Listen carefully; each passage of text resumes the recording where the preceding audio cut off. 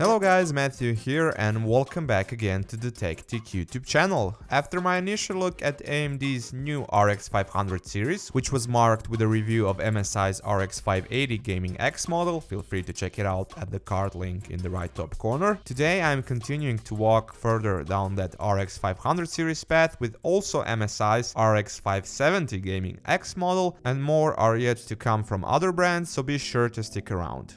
Just like the GPU which it carries, nothing actually changed that much in terms of the packaging, if at all. Basically just the model name itself, which was bumped up from RX 470 to RX 570, while feature-wise everything is still here, from twin Frozer cooler design to RGB LED lighting. Bundle is also the same, pretty much non-existent. Your standard papers and that round coaster thingy for putting your beer onto it, also known as optical disc, but hey, at least you'll get the graphics card. Although it seems that RX 570 Gaming X model from the outside uses the same cooler design as its bigger brother, once you take a more closer look at it, you can notice that we don't have a base plate which goes onto the video memory and power design, and we also have a more modest amount of heat pipes. I counted 4 of them, while the RX 580 has 5, which doesn't seem like a big deal cooling wise, especially since the RX 570 GPU has less shaders and lower clocks, but as you'll see later on, GPU temperature tells a different story.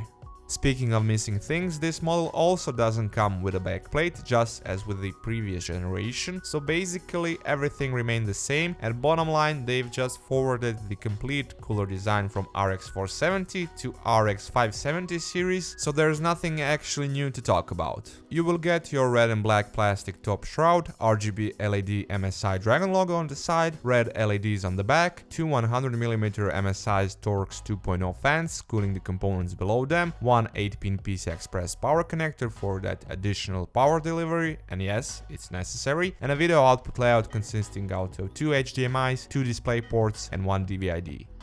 Just like its stronger counterpart compared to the previous generation, the new RX 570 Gaming X model comes in with a bit higher clock speeds, around 40 MHz for the GPU and 100 MHz more on the memory clock, and that's comparing their default gaming mode profile. Moving up from that gaming mode to OC mode in MSI's gaming app, it goes from 1281 MHz to 1293 MHz for the GPU, while it bumps up the memory for another 25 MHz. PS, as per usual, I've used the OC mode profile across the board in my testing as a reference point.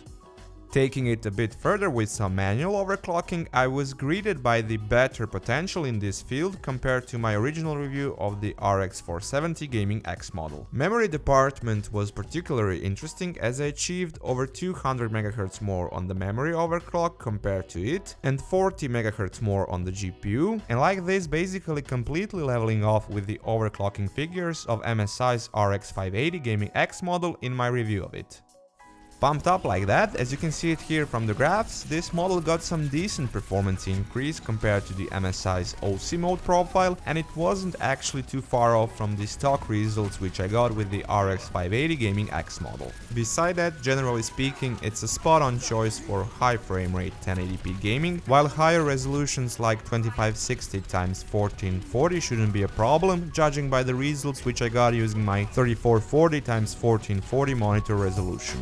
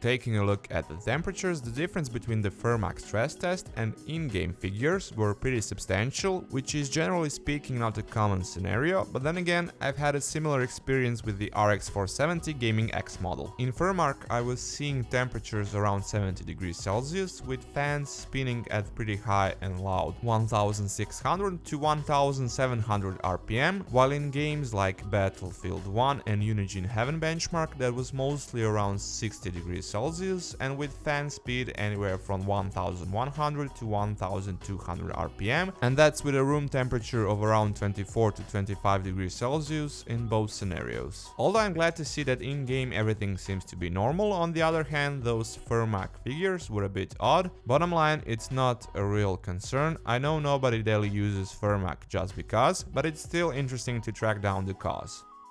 Having MSI's twin Frozer cooler design and thus their zero Frozer feature, which turns off the fans if the GPU is not under load and below a certain temperature, you can easily guess that the graphics card is dead silent in that scenario, with idle temperature of around 40 degrees Celsius. When it comes to the actual fan noise when they finally ramp up and get going, for that here's an audio sample of both the Fermac and in-game load testing for you to listen.